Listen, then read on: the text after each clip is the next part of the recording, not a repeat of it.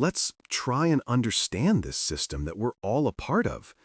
And this unsettling question, when did capitalism become a machine for extraction and enslavement? Yeah, I know. That is a heavy question. But honestly, it's the central mystery we've got to try and solve. It suggests that a system that was, once just about simple exchange has turned into this machine, a machine that takes way more than it gives back. It profits from extraction, literally pulling value from the planet and from people.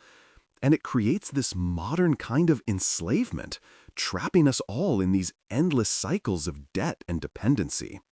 We as a society have made this massive internal shift. Now, this didn't happen because of some big new law or a change in government.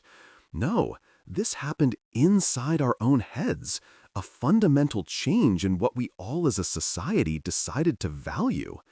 This right here, this is the origin point for everything that follows. And this slide just lays it out so clearly, doesn't it?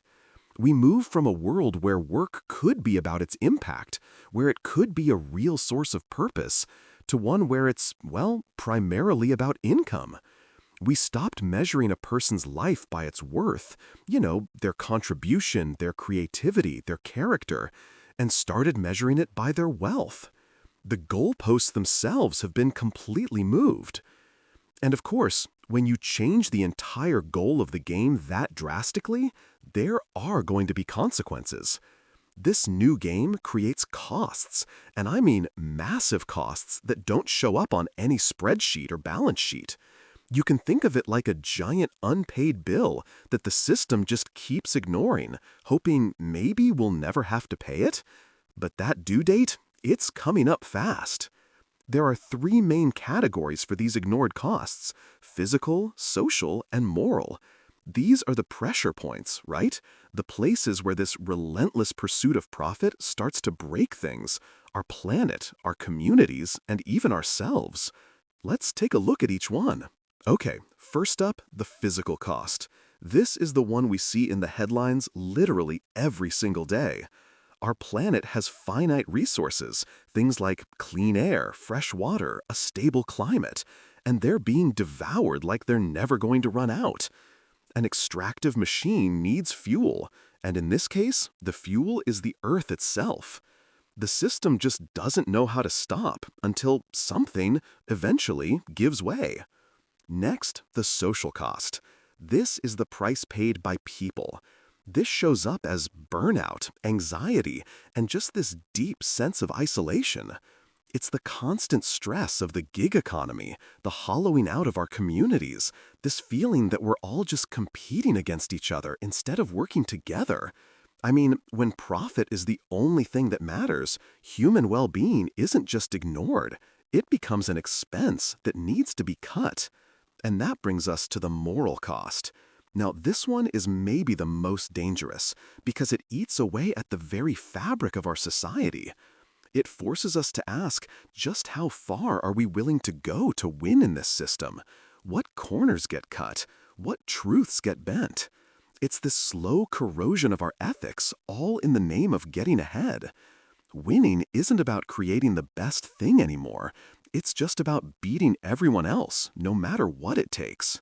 So you've got to be wondering, how does a system with such devastating costs just keep on running? Well, it's all in its core architecture. It's a design that's built on a shockingly simple and pretty brutal principle. This slide right here, this basically reveals the engine of the whole machine.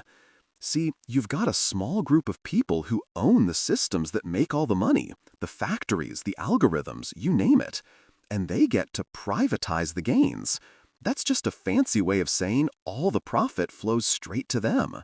But all the bad stuff, the consequences, the pollution, the social breakdown, the mental health crises, well, those get socialized. That means it's suddenly our problem. It's society's job to clean up the mess. So, to put it simply, they get the reward, we get all the risk.